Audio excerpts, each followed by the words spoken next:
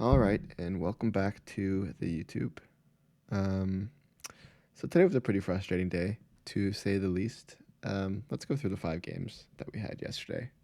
Georgia, at least they pulled through, pretty dominant after the first 10 minutes. They kind of held a strong lead the entire game, so that was a nice start. Ohio, they were winning by basically 20 for literally the entire game. And then I'm going to pull up a screenshot. They were up with 12 with 13 seconds left, and they turn the ball over, give up free throws, and then with 13 seconds left, for some reason, they give up the ball again, and the other team runs for a quick layup, and then they call a timeout, and then the game ends. So I saw maybe the worst backdoor I've ever had.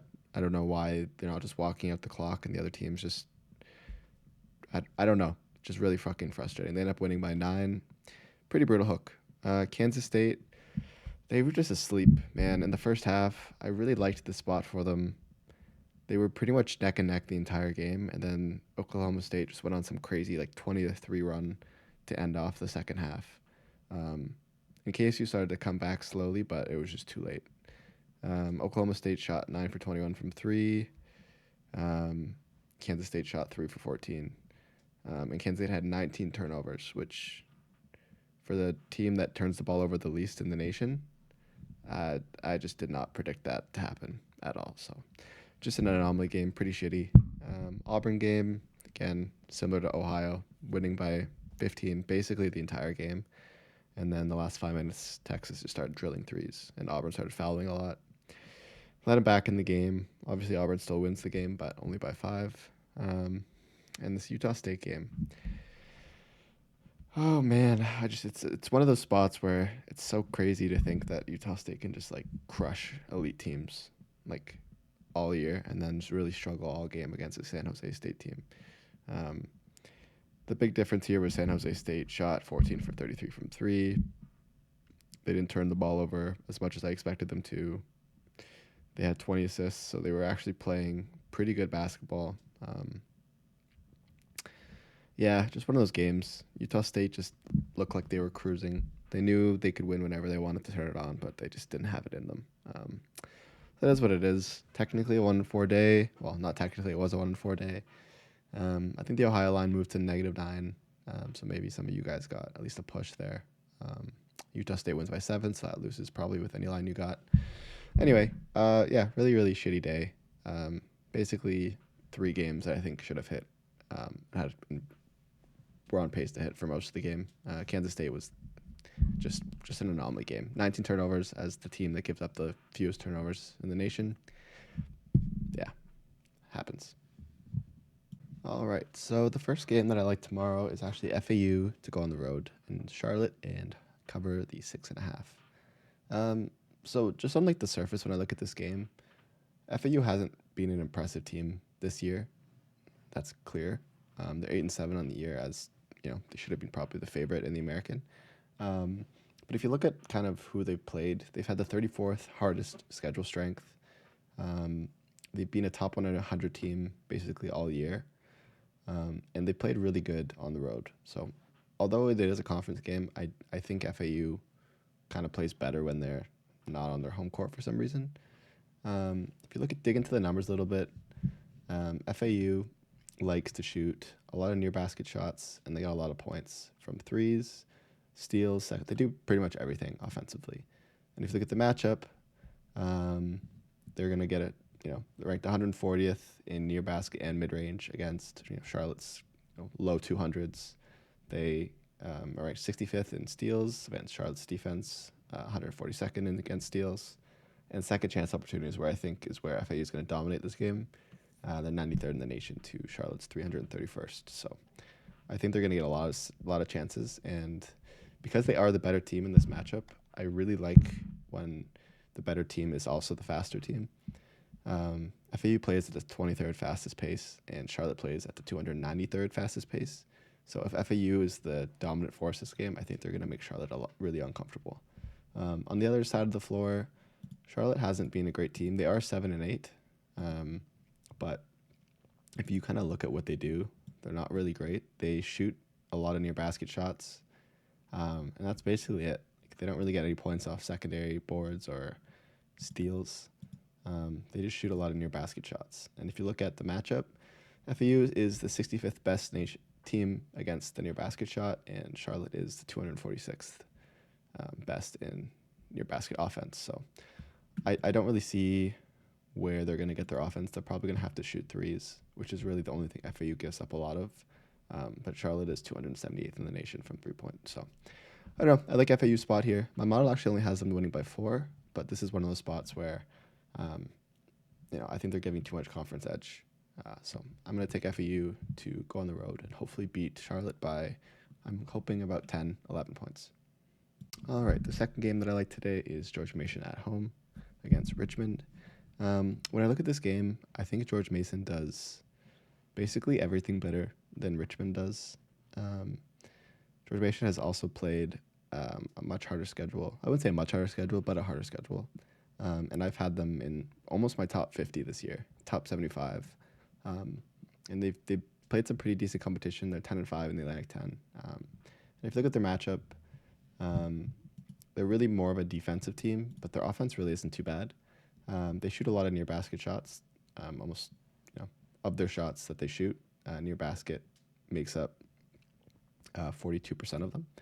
And they're going to have a favorable matchup here against Richmond, who defends the near basket at 287th in the nation, and they shoot it at the 127th. So I don't really think they're going to have to take any other shots. They don't really shoot mids. They don't really shoot threes. So they're going to live in the paint this game. And because they live in the paint, they're going to get a lot of second chance opportunities just naturally. And even though Richmond keeps control of the ball, I think George Mason will be able to get some turnovers. But where George Mason, why do I keep saying George Mason? George Mason shines is actually on the defensive end. They are 19th best in defense efficiency in the entire nation. And the shot that Richmond really likes to take are mid-range and three-pointers. And George Mason keeps the opponent's field goal percentage 6th best in the nation. They defend the 3 at the 42nd best in the nation, and they defend the mid-range at 63rd best in the nation, and they also defend the near basket at the 3rd best in the nation. So I think they control the ball well. They don't really give a lot of turnovers. Not like Richmond really gets points off steals anyway. So I don't know. When I look at this game, they're at home. They're the better team on both sides of the ball. Unless Richmond gets lucky, I don't see a world where George Mason doesn't run away with this game. All right, so the third game that I like tomorrow is going to be Furman on the road against Citadel. So this is one of those games where technically Furman is due for a lot of negative regression, and Citadel is due for a lot of positive regression, but I just don't think it's going to happen in this game just because of how the teams match up. So if you look into it, Citadel likes to shoot a lot of threes. That's basically all they do. They don't get a lot of points on the secondary boards. They don't get a lot of stealing points. They shoot threes, 31st most in the nation, and they shoot it pretty well. But if you look at their matchup, they're up against a Furman team who defends the 3 really well. If you look at their matchup, Furman defends the 3 at the 17th best in the nation. And I think Citadel's a pretty shitty team. They're like bottom 5 in the rankings, in KenPom rankings. I have Furman as basically a top 50 team right now. Again, they're due for a lot of regression. They've been getting pretty lucky, so they're probably more of a top 100 team. But they've been playing really well. And again, Citadel's not a great defensive team. They're 358th in defense efficiency and 355th. Like, they're just a bad team on both sides of the ball. I think Furman is just going to get points however they really want. They kind of have favorable matchups everywhere. So this is just one of those games where it's just a conference game where one team is just miles better than the other, and the spread really isn't incredibly large. So give me Furman to cover the 13.5 on the road. I think they win this game by 20 points. All right, the fourth game that I like is, again, I think maybe I need to start looking at more dogs, but I've just been loving the spots for a lot of these road favorites, and maybe that's what's been kind of biting me in the ass with these backdoor covers. But, I think I've gotten unlucky, and I'm hoping it'll bounce back in a big way tomorrow. So Illinois State going on the road to Evansville Both are in the Missouri Valley Conference.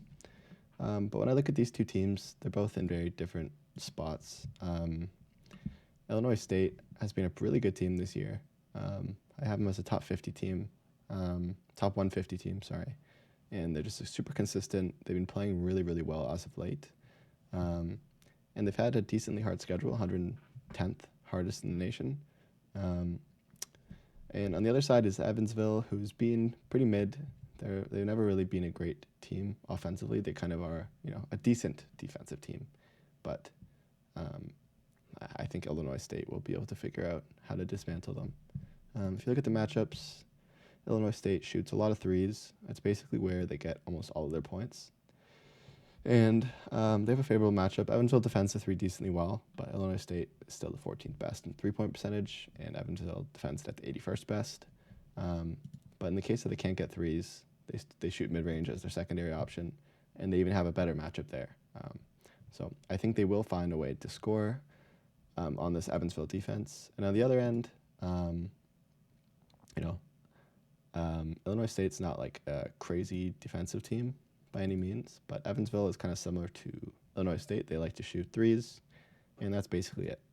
But on this side of the ball, Evansville is 302nd best three-point shooting team, and Illinois State is 172nd in defense from the three. So I think Evansville defends the three better, but Illinois State shoots the three better.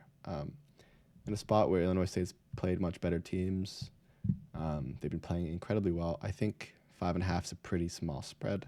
I think they can get up for this game in a big way. So give me Illinois State to win this game by 6. All right, and the final game that I like today is actually Kansas at home to beat Arizona State by 13. So again, I don't think Kansas is necessarily a incredible team this year, but the way they dismantled UCF gave me a lot of confidence that they're really starting to meet the expectations of where they were supposed to be this year.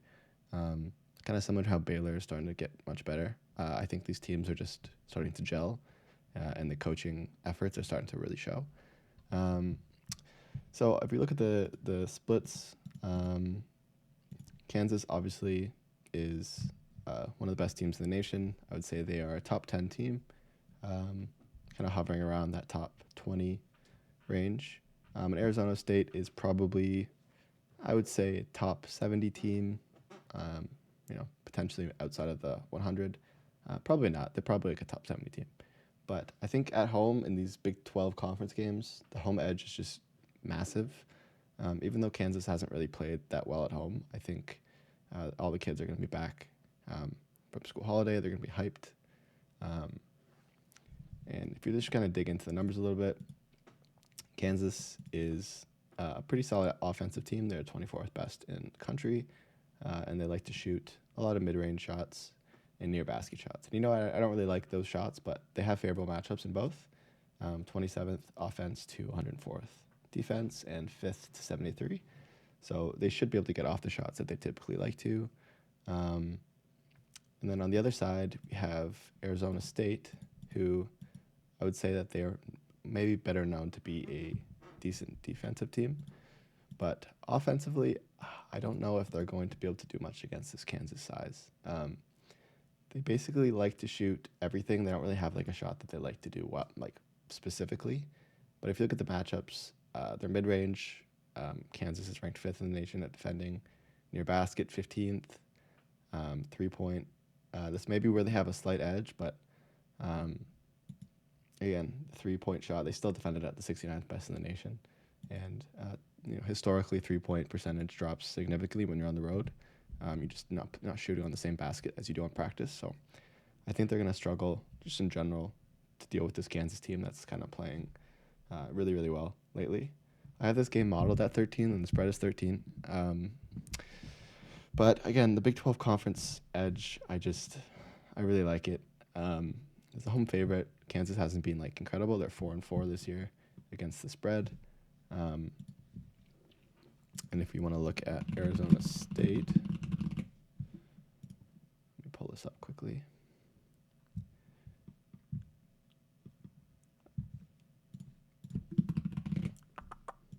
They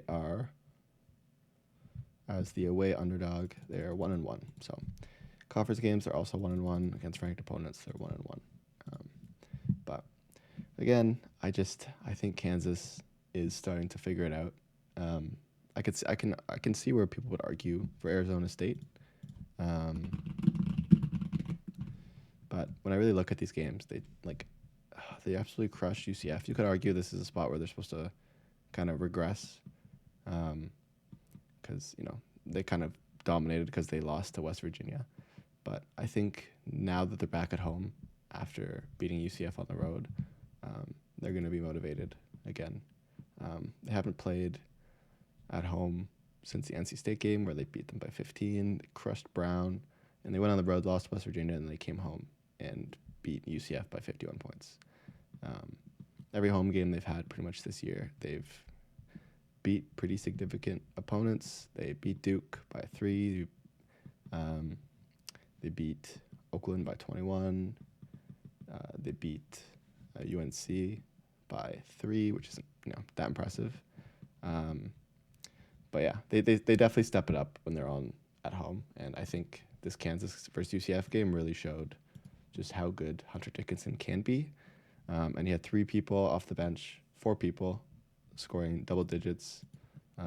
UCF is a fantastic team, and the fact that they held them to 48 points to me means, Kansas is going. They're pushing to get that record improved, big time. So, give me Kansas, at home. Oh, and the one other thing that really made me like Kansas is that shot quality wise, Kansas is actually due for positive regression. And Arizona State, on the other side, is actually due for a lot of negative regression. So they're 10-3, but shot quality suggests that they should actually be 7-6. So whenever I look at these kind of numbers, it usually means, if put in an environment where they're destined to shoot more poorly, they're going to shoot more poorly on the road against, a very, very talented team. So I think Kansas State should kind of dismantle them, kind of how they did UCF, probably win this game by 20 plus. So, yeah. All right. Those are the 5 games that I like for January the 8th. I'm hoping for some better luck today. These games I honestly felt like we might go 4-1 or 5-0 today, just the way the games were starting, and then they all kind of just imploded. I'm going to probably look to start taking a lot more dogs as the season progresses. But I just haven't seen any spots that I've loved for any dogs. A lot of the dogs that I did like today actually did end up covering, so maybe I'm at the point now where I should start looking at more dogs. But I like the spot for these 5 favorites. Hopefully, if they're covering, that they don't get backdoored. And if they're going to lose, I'd rather have just been losing the entire game, like the Kansas State game. I'd much rather just be wrong. Again, I still can't believe they give up 19 turnovers as the team that gives up the fewest turnovers in the nation, which is just insane to me. But yeah, I'm just hoping that was an anomaly, and we're still locked in. So good luck if you're tailing. I will see you tomorrow.